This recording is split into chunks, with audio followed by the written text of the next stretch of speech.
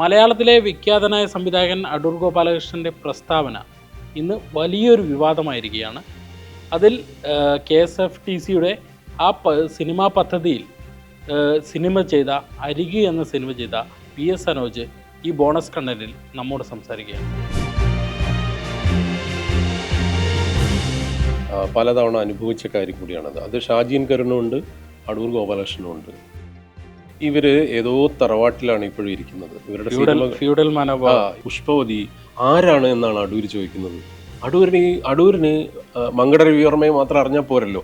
അടൂർ ഗോപാലകൃഷ്ണൻ അദ്ദേഹം എന്തുകൊണ്ടാണ് NFDCയുടെ പ്രോജക്റ്റുകൾ കിട്ടുന്നവർക്ക് പ്രത്യേക പരിശീലനം നൽകണം എന്ന് പറയാതിരുന്നത്? ഫ്യൂഡൽ മാടമ്പിമാരുടെ സ്വഭാവമാണ് ഇതിനകത്തുള്ള പ്രശ്നം. ആ ഫ്യൂഡൽ മാടമ്പിത്തരത്തിൽ നിന്ന് സിനിമ മാറി. പക്ഷെ അടൂർ ഇപ്പോഴും ശരിക്കും ഈ അടൂർ ഗോപാലകൃഷ്ണൻ്റെ പ്രസ്താവനയിലെ അദ്ദേഹത്തിൻ്റെ ഒരു പ്രായത്തിൻ്റെ പ്രശ്നമാണോ അല്ല ഈ പദ്ധതിയെക്കുറിച്ച് അറിയാത്തതിൻ്റെ പ്രശ്നമാണോ? ഇത് രണ്ടുമല്ല. എനിക്ക് തോന്നുന്നത് അടൂരിന് ഞാനിതിങ്ങനെ നോക്കിക്കാണുമായിരുന്നു. ഇപ്പോൾ അതുമായി ബന്ധപ്പെട്ട് ഭയങ്കരമായിട്ടുള്ള പ്രതികരണങ്ങൾ വരുന്നു, അടൂർ അത് വിശദീകരിക്കുന്നു. ഞാൻ സത്യത്തിൽ ഇത് വളരെ കൗതുകരമായിട്ടിങ്ങനെ നോക്കുകയാണ്. കാരണം അടൂരിൻ്റെ മനോനിലയുടെ പ്രശ്നമാണത്. അത് പ്രായത്തിൻ്റെയോ അല്ലെങ്കിൽ ഇതിനെക്കുറിച്ച് അറിയാത്തതല്ല. അടൂർ ഈ കാര്യങ്ങളെ മുഴുവൻ മനസ്സിലാക്കിയിട്ടുള്ള ഒരാളാണ്. മാത്രമല്ല ഈ പ്രോജക്റ്റൊക്കെ വരുന്നതിന് മുമ്പുള്ള പല സമിതികളിലും ഉണ്ടായിരുന്ന ആളാണ്. അതൊരു മാനസികാവസ്ഥയുടെ പ്രശ്നം അതിനകത്തുണ്ട്. ഒന്ന്, അത് തുടക്കം തൊട്ടേയുള്ള ഒരു പ്രശ്നമാണ്. അതായത് എനിക്ക് മനസ്സിലാവാത്തൊരു കാര്യം, കേരളത്തിൽ പല പദ്ധതികളുടെ ഫണ്ട് അലോക്കേഷനുമായി ബന്ധപ്പെട്ടൊക്കെ എന്തുകൊണ്ടാണ് ഈ പാർശ്വവൽക്കരിക്കപ്പെട്ട വിഭാഗത്തിൻ്റെ 1.5 കോടിയുടെ പ്രോജക്റ്റ് സ്ത്രീകളുടെ അവരെ വേറെ തരത്തിലുള്ള ഒരു എംപവർമെൻ്റ് ആണല്ലോ. അവരുടെ ഒരു ഫിലിം എന്തൂസിയാസം അവരുടെ എങ്ങനെയാണ് അവർ ഈസ്തെറ്റിക്കലി അതിന് പറ്റാത്ത ആളുകളെ കൊണ്ടുവരുന്നത് എന്നുള്ളതാണ്. കാരണം പലർക്കും ഫിലിം ഇൻസ്റ്റിറ്റ്യൂട്ടിലൊക്കെ പോയി പഠിക്കുകയോ അസോസിയേറ്റ് ചെയ്ത് വർക്ക് ചെയ്ത് വരികയോ ഒന്നും ചെയ്യാൻ സാധിച്ചിട്ടുണ്ടാവില്ല. പക്ഷേ എന്ന് വെച്ചാൽ സിനിമ മനസ്സിലുള്ളവരായിരിക്കും. അപ്പോൾ അതിനാണല്ലോ ഇങ്ങനൊരു പ്രോജക്റ്റ് വരുന്നത്. അപ്പോൾ അത് ആ രീതിയിൽ വളരെ മാതൃകാപരമായൊരു പദ്ധതിയാണ്. അത് അടൂരിന് അറിയാത്ത കാര്യമൊന്നുമല്ല. പിന്നെ എന്തുകൊണ്ടാണ് ഇങ്ങനെ സംസാരിക്കുന്നതെന്ന് വെച്ചാൽ അതാണ് അടൂരിൻ്റെ മനോനിലയുടെ പ്രശ്നം. കാരണം അത് നമ്മൾ ഈ സിനിമകളിൽ സെലക്ട് ചെയ്യപ്പെട്ടതിന് ശേഷം പലതവണ അനുഭവിച്ച കാര്യം കൂടിയാണത്. അത് ഷാജി എൻ കരുണുണ്ട്, അടൂർ ഗോപാലകൃഷ്ണനുണ്ട്. കാരണം ഇവര് ഏതോ തറവാട്ടിലാണ് ഇപ്പോഴും ഇരിക്കുന്നത്. ഇവര് ഒരു അടൂരിനെ സംബന്ധിച്ച് അടൂർ ഒരു എലിപ്പത്തായത്തിൽ തന്നെ കരമനയുടെ ആ മാനസികാവസ്ഥയിൽ തന്നെ ഇരിക്കുന്ന ഒരു വ്യക്തിയാണ്. പക്ഷെ ഒരു സംവിധായകൻ എന്ന രീതിയിൽ എനിക്ക് ഇഷ്ടപ്പെട്ട വളരെ വിഖ്യാതമായ സിനിമകൾ ചെയ്ത ഒരാളുമാണ്. അപ്പോൾ അടൂർ പറയുന്ന തുക അല്ലെങ്കിൽ അടൂർ പറയുന്ന സിനിമയുടെ വേറെ തരത്തിലുള്ള ലോജിസ്റ്റിക്സ് ആ സമയത്ത് നിന്നും കാലത്ത് നിന്നും പോയി എന്ന് മനസ്സിലാക്കണം. ഒന്ന്, അടൂരിൻ്റെ ആഖ്യാന രീതിയുടെ ഒരു കാലം പോലും മാറ്റപ്പെട്ട് കഴിഞ്ഞ ഒരു സമയമാണ്. അടൂർ 70കളിൽ എടുത്ത സിനിമയുടെ പാറ്റേണിലല്ല ഇപ്പോൾ സിനിമ നിൽക്കുന്നത്. അടൂർ ആ സിനിമ എടുക്കുന്ന കാലത്ത് നമ്മളീ പറയുന്ന മലയാളത്തിലെ ന്യൂ വേവ് എന്നൊക്കെ പറഞ്ഞിരുന്ന കാലത്തിനും തൊട്ട് അതിന് മുൻപ് 60കളിൽ ഗോദാർദൊക്കെ ബ്രത്ത്ലെസ് പോലുള്ള സിനിമ വളരെ ഫാസ്റ്റ് കട്ടുകളിലൂടെ ജംപ് കട്ടുകൾക്ക് വേറെ ആഖ്യാനം ഉണ്ടാക്കിയിട്ട് ചെയ്ത കാലം നമുക്കറിയാം. അപ്പോൾ ലോകത്തിൽ സിനിമ ഉണ്ടായത് വേറെ തരത്തിൽ തന്നെ അതിൻ്റെ ഈസ്തെറ്റിക്സ് നവീകരിക്കപ്പെട്ടിട്ടുണ്ടായിരുന്നു. പക്ഷെ അടൂരിലേക്ക് വന്നാലുള്ള പ്രശ്നം, അടൂർ പറഞ്ഞ പ്രധാനപ്പെട്ട ഇവരൊക്കെ ഈ 1.5 കോടിയിൽ മാത്രമാണ് ജനത്തിൻ്റെ നികുതി പണത്തിനോടുള്ള ഭയങ്കരമായ കൺസേൺ ആളുകൾക്ക് വരുന്നു. അത് ഓരോ പണവും അതിൻ്റെ ഓരോ പൈസയുടെ മൂല്യത്തെക്കുറിച്ചുള്ള ചർച്ചകൾ വരുന്നു. സ്ത്രീകളായതുകൊണ്ട് മാത്രം സിനിമയിലേക്ക്, അല്ലെങ്കിൽ സിനിമ സ്ത്രീകളായതുകൊണ്ട് മാത്രം കൊടുക്കേണ്ടതല്ല, അല്ലെങ്കിൽ ദളിതായതുകൊണ്ട് മാത്രം കൊടുക്കേണ്ടതല്ല, അല്ലെങ്കിൽ ചെയ്യേണ്ടതല്ല സിനിമ എന്നുള്ള വ്യാഖ്യാനം ഉണ്ടാകുന്നു. അപ്പോൾ ഇപ്പോൾ ഈ വിവാദം വന്നപ്പോൾ ഒരു വേറെ അതിനെ ന്യായീകരിക്കുന്ന ചില ആളുകൾ പറയുന്നത്, ഇപ്പോൾ മന്ത്രിയുടെയൊക്കെ വാസവൻ്റെയൊക്കെ പ്രസ്താവന വന്നു, അല്ലെങ്കിൽ വിധു വിൻസെൻറ്റിൻ്റെയൊക്കെ പ്രസ്താവന വന്നപ്പോൾ വളരെ കൗതുകരമായിട്ട് ഞാൻ ചിരിയോടുകൂടെയാണ് കാണുന്നത്. കാരണം നമ്മൾ ഈ സബ് ടെക്സ്റ്റ് എന്ന് പറയുന്ന ഒരു സാധനമുണ്ട് അല്ലേ? നമ്മൾ പറയുന്ന ഒരു വാചകം, നിങ്ങൾക്ക് ആ വാചകം മാത്രം എടുത്ത് നോക്കൂ, എത്ര നിഷ്കളങ്കമായ ഒരു പറച്ചിലാണെന്ന് തോന്നാം. സബ് ടെക്സ്റ്റിലാണ് ഇതിനകത്തെ മനോനില, ഇതിനകത്തെ ജാതീയത, ഇതിനകത്തെ മറ്റു രീതിയിലുള്ള രാഷ്ട്രീയ പ്രശ്നം, പൊളിറ്റിക്കലാണോ അല്ലയോ എന്നൊക്കെയുള്ള കാര്യങ്ങൾ കിടക്കുന്നത്. ഇത് അടൂരിനുണ്ട്, ഷാജി എൻ കരുണുണ്ട്. അപ്പോൾ ഇത് നമ്മൾ നേരത്തെ ഉന്നയിക്കാറുണ്ട്. പല മാനസികാവസ്ഥകളുടെ ഒരു പ്രശ്നം അവിടെ നിലനിൽക്കുന്നു. അപ്പോൾ എന്താണ് പുള്ളി പറയാൻ ഉദ്ദേശിക്കുന്നത്? ഇതിൽ യാതൊരു തരത്തിലുള്ള പ്രോസസ്സും ഇല്ല എന്നാണോ? അല്ല, കൃത്യമായ പ്രോസസ്സുകളിലൂടെ കടന്നു വന്നിട്ടല്ലേ ഈ സിനിമകൾ ഉണ്ടായിട്ടുള്ളത്. അത് തന്നെയാണ് ഞാൻ ചോദിക്കുന്നത്. എൻ്റെ ഈ പദ്ധതിയുടെ ഒരു ഗുണഭോക്താവ് എന്നുള്ള നിലയിൽ ഈ VS സനോജിന് തോന്നുന്നുണ്ടോ ഈ അടൂർ ആരോപിക്കുന്ന പോലെ ഒരു പരിശീലനം കിട്ടാത്ത കുറേ പേർക്ക് ഗവൺമെൻറ് ഇങ്ങനെ പൈസ കൊടുക്കുന്നതാണെന്ന്? അല്ല അങ്ങനെയാണെങ്കിൽ ഈ സിനിമകൾ ഞാനിപ്പോൾ പറയാം, ഈ സിനിമകൾ നിഷിതോ അടക്കം, നിഷിതോ വരുന്നു, നിഷിതോ എന്ന് പറയുന്ന സിനിമ പനോരമയിൽ വരുന്നു, അതിന് പുരസ്കാരങ്ങൾ ലഭിക്കുന്നു. B32 എന്ന് പറയുന്ന സിനിമയ്ക്ക് പുരസ്കാരങ്ങൾ ലഭിക്കുന്നു. നീള എന്ന് പറയുന്ന സിനിമ വളരെ നല്ല രീതിയിൽ വന്ന സിനിമയാണ്. അരികെ വലിയ രീതിയിൽ അപ്രീസിയേഷൻ കിട്ടുകയും തിയേറ്ററിൽ വരികയും ഒരുപാട് നല്ല റിവ്യൂസ് വരികയും ധാരാളം ഫിലിം മേക്കേഴ്സ് വന്ന് അഭിനന്ദനങ്ങൾ പറയുകയും ഒക്കെ ചെയ്ത സിനിമയാണ്. ഇപ്പോൾ ഷാങ്ഹായ് ഫെസ്റ്റിവലിൽ കളിക്കുന്ന ഏഷ്യൻ വിഭാഗത്തിലെ കോമ്പറ്റീഷനിലുള്ള സിനിമ ശിവരഞ്ജിനിയുടെ സിനിമ, ഈ സിനിമകളെല്ലാം ഉണ്ടായതല്ലേ ഈ പദ്ധതിയുടെ ഭാഗമായിട്ട്? ഇവർക്കാർക്കും സിനിമ എടുക്കാൻ അറിയാത്തത് കൊണ്ട് ഈ പബ്ലിക് ഫണ്ട് നശിപ്പിച്ചെങ്കിൽ എങ്ങനെയാണ് ഈ സിനിമകളെല്ലാം തിരഞ്ഞെടുക്കപ്പെട്ടത് അല്ലെങ്കിൽ പുരസ്കാരങ്ങൾ ലഭിച്ചത് എങ്ങനെയാണ്? ആ ഫിലിം മേക്കിങ്ങും കൂടെ നമ്മൾ, അല്ലെങ്കിൽ അങ്ങനെയും കൂടെ ഫിലിം മേക്കിംഗ് ഇല്ലേ? ഇതൊരു അതൊരു സബ്ജക്റ്റീവായ ഒരു സാധനമാണല്ലോ, ആർട്ട് ഫോമാണ്.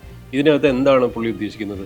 നമ്മളെല്ലാവർക്കും ഫിലിം ഇൻസ്റ്റിറ്റ്യൂട്ടിൽ പോയി പഠിക്കാൻ പറ്റുന്ന അവസ്ഥയിലുള്ള ആൾക്കാരാണോ? അങ്ങനെയുള്ള അല്ലാത്ത മനുഷ്യരെ എംപവേർഡ് ആക്കാൻ വേണ്ടി ഉണ്ടാക്കിയ പ്രോജക്റ്റാണിത്. അപ്പോൾ ഷാജിൻ കരുൺ മുന്നേ എൻ്റെ അടുത്ത് പറഞ്ഞിട്ടുണ്ട്, ഈ ഫിലിം ഇൻസ്റ്റിറ്റ്യൂട്ടുകാർക്കാണ് ഈ പദ്ധതി കൊടുക്കേണ്ടതെന്നാണ് എൻ്റെ അഭിപ്രായം. പിന്നെ KSFDCയിലെ ചില ഫിലിം ഓഫീസറൊക്കെ ഇടയ്ക്ക് പറയും, 25 ലക്ഷത്തിന് 6 സിനിമകൾ ചെയ്യാവുന്ന പൈസയാണ് നിങ്ങൾ ഉപയോഗിക്കുന്നത്. അങ്ങനെയാണെങ്കിൽ നിങ്ങൾ അങ്ങനെ ഒരു പ്രോജക്റ്റ് ഉണ്ടാക്കണ്ടേ?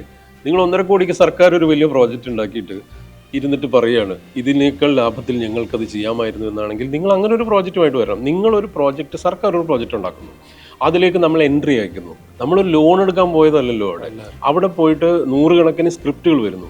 ആ സ്ക്രിപ്റ്റുകൾ ആദ്യം ഒരു സ്കൂട്ടനി നടത്തിയിട്ട് എന്നിട്ടാണ് അവർ ജസ്റ്റ് നമ്മളെ വിളിക്കുന്നത് പോലും. ഈ ഡിസ്കഷന് വേണ്ടി പോലും വിളിക്കുന്നത്, അല്ലെങ്കിൽ അതിൻ്റെ ഒരു പ്രോസസ്സ് നടത്തിയിട്ടാണ്. ആ പ്രോസസ്സിലൂടെ സെലക്ട് ചെയ്യപ്പെടുന്നവർക്ക് വേണ്ടിയിട്ട് ഫിലിം വർക്ക്ഷോപ്പുകൾ സംഘടിപ്പിക്കുന്നു. അതെല്ലാം എന്നെ സംബന്ധിച്ചിടത്തോളം അരികെ സെലക്ട് ചെയ്യപ്പെട്ട ആ പ്രോസസ്സിൻ്റെ ആ ഘട്ടത്തിൽ എല്ലാം നോൺ മലയാളി ഫിലിം മേക്കേഴ്സിൻ്റെ ഒരു 5 ദിവസത്തെ ഒരു വലിയ വർക്ക്ഷോപ്പ് നടത്തി. അതായത് അഞ്ജും രാജബാലി എന്ന് പറയുന്ന വിസ്ലിംഗ് വുഡ്സിൻ്റെ ഡയറക്ടറായിട്ടുള്ള പൂനെ ഫിലിം ഇൻസ്റ്റിറ്റ്യൂട്ടിലെ റൈറ്റിംഗ് ഡിപ്പാർട്ട്മെൻറ്റ് ഹെഡായിരുന്ന, ഒരുപാട് സിനിമകൾക്ക് തിരക്കഥ എഴുതുകയും സിനിമകൾ ഡയറക്റ്റ് ചെയ്യുകയും ചെയ്തിട്ടുള്ള, ഹിന്ദിയിലെ വളരെ അറിയപ്പെടുന്ന ഗുലാം പോലുള്ള വളരെ പ്രധാനപ്പെട്ട സിനിമകൾ ചെയ്ത അഞ്ജുൻ രാജബാലി, അതുപോലെ നീരജ് ഗ്യാവൻ എന്ന് പറയുന്ന മസാൻ പോലെ അൺസർട്ടൺ റിഗാർഡ്സിൽ വന്ന, നമുക്കൊക്കെ ഇഷ്ടമുള്ള വിക്കി കൗശലൊക്കെ വന്ന ഗംഭീര സിനിമ, അതുപോലെ നെറ്റ്ഫ്ലിക്സിൻ്റെ ആമസോണിലൊക്കെ വലിയ പ്രശസ്തമായ രീതിയിൽ വന്ന പല വെബ് സീരീസിൻ്റെയും വർക്ക് ചെയ്തിട്ടുള്ള അതിൻ്റെ റൈറ്റേഴ്സും ഡയറക്ടേഴ്സും ഉൾപ്പെടുന്ന ഒരു പാനൽ, അവർ 5 ദിവസം വർക്ക്ഷോപ്പ് നടത്തുന്നു. ആ വർക്ക്ഷോപ്പിന് ശേഷം നമ്മൾ അതിനുശേഷം ഒരു 20-25 ദിവസം കൊണ്ട് ഒരു സ്ക്രിപ്റ്റ് റെഡിയാക്കിയിട്ട് അയക്കാൻ പറയുന്നു. ആ സ്ക്രിപ്റ്റ് ഒരു സമിതി പരിശോധിക്കുന്നു. അപ്പോൾ ആദ്യഘട്ടത്തിൽ ജോൺ പോളിനെ പോലെ, ഡോക്ടർ ബിജു, കമൽ സാർ, അങ്ങനെ ധാരാളം ആളുകളുള്ള ഒരു വലിയ സമിതിയാണ് അത് ആദ്യം സ്ക്രൂട്ടിനി ചെയ്യുന്നത്. അത് കഴിഞ്ഞിട്ട് ഈ തിരക്കഥ തിരഞ്ഞെടുക്കുന്ന അടുത്ത ഘട്ടം പ്രോസസ്സിലേക്ക് വരുമ്പോഴത്തേക്കും ജോൺ പോളിനെ പോലെ, ഭരതൻ്റെയും പത്മരാജൻ്റെയും KG ജോർജിൻ്റെയും ഒക്കെ സിനിമകൾ ചെയ്ത ജോൺ പോൾ സാറിനെ പോലെ ഒരാൾ അധ്യക്ഷനായിട്ടുള്ള ഒരു ജൂറി വരുന്നു. ഡോക്ടർ ബിജു ഉണ്ട്, ഭാഗ്യലക്ഷ്മിയും കുക്കു പരമേശ്വരനും ഷെറിയും ഒക്കെ ഉള്ളൊരു ജൂറി. ആ ജൂറിയാണ് പിന്നെ ഈ സെലക്ഷൻ പ്രോസസ്സ് നടത്തുന്നത്. അതിൽ നിന്നാണ് ഈ 90-100 സ്ക്രിപ്റ്റിൽ നിന്നാണ് 2 സിനിമകൾ സെലക്ട് ചെയ്യുന്നത്. അതിൽ തന്നെ അടുത്ത ഘട്ടം എന്ന് പറയുന്നത് 2 അഭിമുഖങ്ങൾ, ഏതാണ്ട് 6 മണിക്കൂറോളം ഒരാളെ, എന്നെ മസ്കോട്ട് ഹോട്ടലിൽ ട്രിവാൻഡ്രത്ത് എനിക്ക് ഓർമ്മയുണ്ട്, ഞാൻ 3 മണിക്കൂറാണ് ഇൻ്റർവ്യൂ സെഷൻ. അതിൽ നരേറ്റ് ചെയ്യുകയാണ്, നമ്മൾ സിനിമ നരേറ്റ് ചെയ്യണം. നിങ്ങളെങ്ങനെ ഫ്രെയിമിലുണ്ടാകും, എന്താണ് നിങ്ങൾ ഉദ്ദേശിക്കുന്നത്, ആ ഷോട്ട് കൊണ്ട് ഉദ്ദേശിച്ചത് എന്താണ്, ഈ സീനെ നിങ്ങൾ എങ്ങനെയായിരിക്കും എടുക്കാൻ പോകുന്നത്, ഏത് ക്യാമറയാണ് നിങ്ങൾ ഉപയോഗിക്കാൻ ഉദ്ദേശിക്കുന്നത്, ഇങ്ങനെ പല കാര്യങ്ങളും ചോദിച്ച്. അപ്പോൾ അതിലവർ പറഞ്ഞ വളരെ പ്രധാനപ്പെട്ട ഒരു പോയിൻ്റ് ഉണ്ട്. നിങ്ങൾക്കൊരു നല്ല റൈറ്ററെ സുഹൃത്തുണ്ടെങ്കിൽ പോലും നിങ്ങൾക്കൊരു തിരക്കഥ സബ്മിറ്റ് ചെയ്യാൻ പറ്റും. പക്ഷേ നിങ്ങൾക്ക് ഈ പരിപാടി ചെയ്യാൻ പറ്റുമെന്ന് അറിയണമെങ്കിൽ നിങ്ങളിത് നരേറ്റ് ചെയ്യുമ്പോൾ മനസ്സിലാവുന്നതാണ്. അപ്പം ഇവിടെ ഏറ്റവും കമേഴ്ഷ്യൽ വാണിജ്യ സ്വഭാവമുള്ള എക്യുപ്മെൻറ്റ് ഉപയോഗിച്ചിട്ടാണ് അരികെ പോലെ ഒരു സിനിമയൊക്കെ ചെയ്യുന്നത്. അതിന് ഒരുപാട് സ്ട്രഗിൾ നമ്മൾ മറ്റു രീതിയിൽ നടത്തിയിട്ടുണ്ട്. അപ്പോൾ എന്താണ് അതിൻ്റെ ടെക്നിക്കലായിട്ടുള്ള ഔട്ട്പുട്ട് നന്നാവണം എന്ന് വിചാരിച്ചിട്ടാണ്. അത് 25 ലക്ഷത്തിനോ നിങ്ങൾ പരിമിതപ്പെട്ട് എങ്ങനെയെങ്കിലും ഒരു സിനിമ ചെയ്തു പോകൂ എന്ന് പറയുന്നതിലൊരു മാനസികാവസ്ഥയുടെ ഒരു പ്രശ്നമുണ്ട്. അങ്ങനെ ഈ ഇൻ്റർവ്യൂകളെല്ലാം കഴിഞ്ഞിട്ടാണ്, 2 അഭിമുഖങ്ങൾ കഴിഞ്ഞിട്ടാണ് അവസാനം 2 സിനിമകൾ സെലക്ട് ചെയ്യപ്പെടുന്നത്. അത് കഴിഞ്ഞിട്ട് നമ്മൾ ഇതിൻ്റെ ക്രൂ മെമ്പേഴ്സിനെ ചൂസ് ചെയ്യുന്നു. മലയാള സിനിമയിൽ ഏറ്റവും പോപ്പുലറായ ക്രൂ മെമ്പേഴ്സ് മീൻസ് ടെക്നീഷ്യന്മാർ ഉള്ള സിനിമയാണ് അരികെ ഉൾപ്പെടെയുള്ള സിനിമകൾ. ശ്രുതിയുടെ സിനിമ, മറ്റേ ശാന്തികൃഷ്ണൻ വിനീത അഭിനയിച്ച നീള എന്ന് പറയുന്ന സിനിമ, എല്ലാം അങ്ങനെ തന്നെയാണ്. അപ്പം അപ്പോൾ ഇലവിഴ പൂഞ്ചിറയുടെ ക്യാമറ ചെയ്ത മനീഷ് മാധവനാണ് നിഷിതോ ചെയ്തത്, എൻ്റെ അരികു ചെയ്തത്. അങ്ങനെ എല്ലാവരും നല്ല ടെക്നീഷ്യന്മാരാണ്. ഇപ്പോൾ ഗോകുൽദാസിനെ പോലുള്ള വലിയ ആർട്ട് ഡയറക്ടർ, ബിജിവാലിനെ പോലുള്ള മ്യൂസിക് ഡയറക്ടേഴ്സ്, ഇവരെല്ലാം വർക്ക് ചെയ്ത സിനിമകളാണ്. ഈ സിനിമകൾക്ക് ഇവർക്ക് കാണുന്നവർക്ക്, ഇപ്പോൾ ഞാൻ ഫിലിം കോൺക്ലേവിൽ ചെല്ലുമ്പം എന്നെ കാണുന്ന പലരും സിനിമയെക്കുറിച്ച് പറയുകയും സിനിമയിലൂടെ മാത്രം നമ്മളെ മനസ്സിലാക്കുകയും ഒരുപാട് പേര് അങ്ങനെ സംസാരിക്കുക, ആ സിനിമ കണ്ടെന്ന് പറയും. അതിൽ സിനിമാറ്റോഗ്രാഫേഴ്സ് അടക്കം. അപ്പോൾ ഈ കഴിഞ്ഞ ദിവസം ഷഹനാദ് ജലാലിനെ പോലെ നമ്മുടെ ബ്രഹ്മയോഗമൊക്കെ ചെയ്ത പുള്ളിയൊക്കെ വന്നിട്ട് ഈ സിനിമ കണ്ടിട്ടുണ്ട്, ഇഷ്ടപ്പെട്ടെന്ന് പറയുന്ന ആൾക്കാരുണ്ട്. മധുപാൽ സാറ്, കമൽ സാറ്, അവിടെ ധാരാളം ആളുകളുണ്ട്, ഫിലിം മേക്കേഴ്സ് ഉണ്ട്, WCCയിലെ സുഹൃത്തുക്കൾ എല്ലാവരും പറയുന്നുണ്ട്. ഈ രീതിയിൽ തന്നെയാണ് പല സിനിമകളും വരുന്നത്. അതിലെല്ലാ സിനിമയും ചിലപ്പം വലിയ രീതിയിൽ അപ്രീസിയേഷൻ വന്നെന്നിരിക്കില്ല. അതിപ്പം അടൂർ സാർ അവസാന കാലത്ത് ചെയ്ത സിനിമകൾ കേരളത്തിൽ എന്ത് ഇമ്പാക്റ്റാണ് ഉണ്ടാക്കിയത്? ഷാജീൻ കരുൺ ചെയ്ത സിനിമകൾ എന്തായിരുന്നു? അത് ഒരു പിറവിയോ ഒരു സ്വം പോലൊരു സിനിമയല്ലാതെ വേറെ ഏതാണ് ഒരു വലിയ പ്രധാനപ്പെട്ട സിനിമ? വാനപ്രസ്ഥം എന്ന് പറയുന്ന ഒരു ഓർക്കസ്ട്രേഷൻ സിനിമയാണ്. പക്ഷേ എങ്കിൽ പോലും അതിനെ വേറെ തരത്തിൽ ക്യൂറേറ്റ് ചെയ്ത് വലിയ പ്രസിദ്ധിയൊക്കെ വന്നിട്ടുണ്ട്. പക്ഷേ അത് ഓരോ സിനിമകളല്ലേ, ഏത് ഡയറക്ടർക്കാണ് പറയാൻ പറ്റുന്നത് ഈ സിനിമകളെല്ലാം സക്സസ് ആവുമെന്ന്, അല്ലെങ്കിൽ ഈ സിനിമകളെല്ലാം. പിന്നെ അടൂർ പറയുന്ന വാണിജ്യ സിനിമകൾ എടുക്കരുതെന്ന്. എന്താ പുള്ളി ഉദ്ദേശിച്ചത്? ഇതിലേതാണ് വാണിജ്യ സിനിമയുടെ? 1.5 കോടിക്ക് സൂപ്പർ സ്റ്റാറിനെ വെച്ച് ചെയ്യാം എന്നൊക്കെ പറയുന്നു. അത് ഏതോ ലോകത്തിൽ, അത് ഞാൻ പറയുന്നത് അതാണ്. എലിപ്പത്തായത്തിൽ ഇരുന്നിട്ട് കരമനെ പോലെ അടൂർ സാർ സംസാരിക്കുകയാണ്. അത് ഒന്ന്. രണ്ടാമത്തെ കാര്യം പുള്ളി പറഞ്ഞത് എന്താണ്? KR നാരായണൻ ഇൻസ്റ്റിറ്റ്യൂട്ടിൽ നടന്നത് വൃത്തികെട്ട ഒരു സമരമായിരുന്നു എന്നാണ്. അപ്പോൾ ഇതിലെല്ലാം ഉണ്ട് ആ പ്രശ്നം. അതായത് നിങ്ങൾ സമരം ചെയ്യരുത്, നിങ്ങൾ പ്രതിഷേധിക്കരുത്, നിങ്ങൾ ഈ പണം അനാവശ്യമായി ചെലവഴിക്കുകയാണ് എന്നൊക്കെ പറയുന്നതിലുള്ള ഒരു വേറെ തരം കടൽക്കിഴവന്മാരുടേതായ ഭാഷയും മനോനിലയുമുണ്ട്. അത് അടൂരിനുണ്ട്, ഷാജീൻ കരുണിനുണ്ട്. ഇത് പറയാതിരുന്നിട്ടോ ഒരു കാര്യമില്ല. ഞാനിത് നേരത്തെ ഉന്നയിച്ചിട്ടുണ്ട്. പക്ഷേ ആ 2 ദിവസത്തെ ഫിലിം കോൺക്ലേവ് പക്ഷേ വളരെ ഫ്രൂട്ട്ഫുൾ ആയിരുന്നു. കാരണം ഒരുപാട് കാര്യങ്ങൾ ഡിസ്കസ് ചെയ്യപ്പെട്ടു. ഈ ചർച്ച, അടൂർ ചർച്ചയാണ് കൂടുതൽ വന്നത് എന്നുള്ളത്. പക്ഷെ ഫിലിം കോൺക്ലേവ് വേറൊരു തരത്തിൽ ഗുണകരമായിരുന്നു. അതെ, അതാണ് ഞാൻ പറഞ്ഞു വന്നത്. അതായത് ഫിലിം കോൺക്ലേവ് വളരെ ഫ്രൂട്ട്ഫുൾ ആയിട്ട് വന്നു. കാരണം ഒരുപാട് സെഷൻസ് ഉണ്ടായിരുന്നു, ഒരുപാട് ഫിലിം മേക്കേഴ്സ് വന്നു.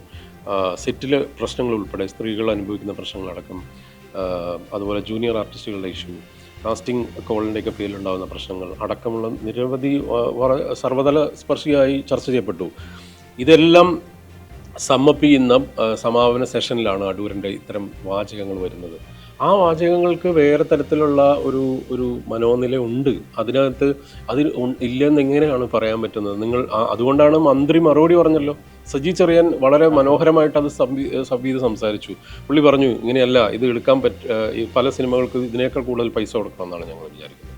മറ്റൊന്ന്, കേരളത്തിൽ ഇപ്പോൾ SC/ST ഡെവലപ്മെൻറ്റ് കോർപ്പറേഷൻ്റെ അല്ലെങ്കിൽ പട്ടികജാതി ക്ഷേമ വകുപ്പാണ് ആ 2 പ്രോജക്റ്റുകളുടെ ഫണ്ട് കൊടുക്കുന്നത്.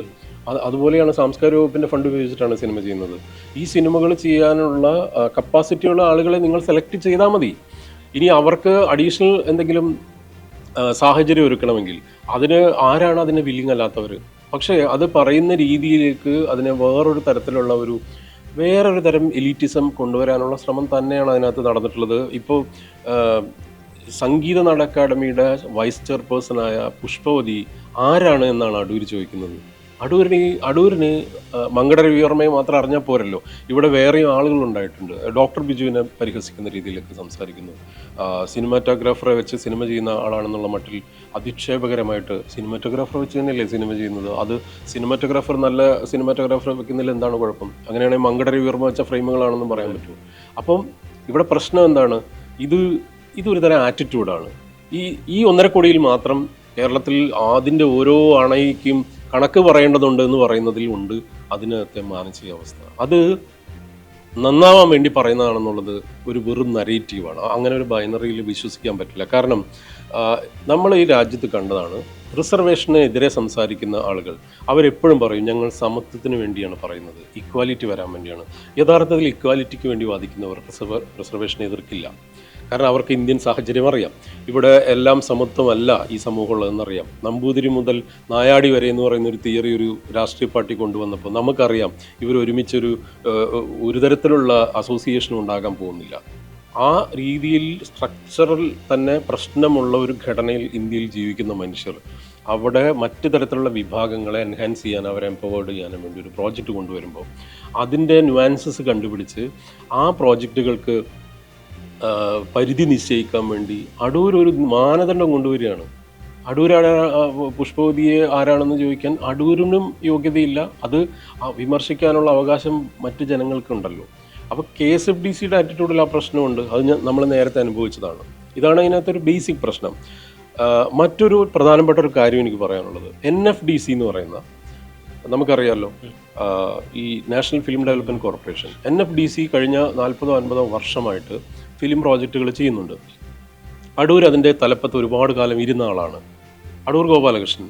അദ്ദേഹം എന്തുകൊണ്ടാണ് NFDCയുടെ പ്രോജക്റ്റുകൾ കിട്ടുന്നവർക്ക് പ്രത്യേക പരിശീലനം നൽകണം എന്ന് പറയാതിരുന്നത്? കാരണം അതൊരു കോമൺ പ്രോജക്റ്റാണ്, അതിൽ ഈ പറഞ്ഞ കാറ്റഗറിയിൽ വരുന്നവരുടെ പ്രോജക്റ്റ് അല്ല. അപ്പോൾ അവർ ഒരു പക്ഷേ ഈ സിനിമയെക്കുറിച്ച് അറിവുള്ളവരോ പഠിച്ചു വരുന്നവരാകാമെന്നാണ് അടൂർ വിചാരിക്കുന്നത്. അപ്പോൾ NFDCക്ക് ബാധകമാകേണ്ടിയിരുന്ന, അല്ലെങ്കിൽ അതിൻ്റെ തലപ്പത്തിരുന്ന അടൂർ ഒരിക്കൽ പോലും NFDCയിൽ പറയാത്തൊരു കാര്യം, KSFDCയുടെ പ്രോജക്റ്റിലെ SC/ST ഡയറക്ടേഴ്സിൻ്റെയും സ്ത്രീകളുടെയും പ്രോജക്റ്റിന് വേണം എന്ന് പറയുന്നത് അത്ര നിഷ്കളങ്കമാണെന്ന് എന്തായാലും നമുക്ക് പറയാൻ സാധിക്കുമെന്ന് എനിക്ക് തോന്നുന്നില്ല. പക്ഷേ ഒരു കാര്യം ഉറപ്പാണ്, ഇപ്പോൾ നടൻ മധുപാൽ അടക്കമുള്ളവർ ഇതിന് മറുപടി പറഞ്ഞു കഴിഞ്ഞു. വലിയ പ്രോസസ്സിലൂടെ നടന്നു പോകുന്നതാണ്. അത് കൂടുതൽ നന്നാക്കുന്നതിൽ തെറ്റൊന്നുമില്ല, കൂടുതൽ സിനിമ ലേൺ ചെയ്യുന്നതിൽ അത് നല്ല കാര്യമാണ്. പക്ഷേ എന്നെ സംബന്ധിച്ച്, അല്ലെങ്കിൽ നമ്മളെ സംബന്ധിച്ച്, എല്ലാവർക്കും ഇൻസ്റ്റിറ്റ്യൂട്ടിൽ പോകാൻ പറ്റില്ല. ടറന്റിനോ പറഞ്ഞ പോലെയാണ്, I didn't go to film schools, I went to films എന്ന് പറഞ്ഞ പോലെയാണ്. അത്ര അതിനകത്തുള്ളൂ. അവരുടെ സിനിമകൾ കാണട്ടെ, എന്തിനാണ് ഇത്ര അസ്വസ്ഥത? ഇത് ഷാജിയൻകറിനുണ്ട്, അടൂരിനുണ്ട്. അത് ഈ ഫ്യൂഡൽ മാടമ്പിമാരുടെ സ്വഭാവമാണ് ഇതിനകത്തുള്ള പ്രശ്നം. ആ ഫ്യൂഡൽ മാടമ്പിത്തരത്തിൽ നിന്ന് സിനിമ മാറി. പക്ഷെ അടൂർ ഇപ്പോഴും മറ്റേ എലിപ്പത്തായത്തിൽ ചെളിവെള്ളത്തിൻ്റെ അപ്പുറത്ത് കരമന ഇങ്ങനെ നിൽക്കും, അതിൻ്റെ ഇപ്പുറത്തേക്ക് കടക്കാൻ വേണ്ടിയിട്ട് ഇങ്ങനെ ശ്രമിക്കും, എന്നിട്ട് ആ ചെളിയിൽ ചവിട്ടും. ഇതാണ് അടൂർ ചെയ്യുന്നത്. ഇത്രയേ ഉള്ളൂ അതിനകത്ത്.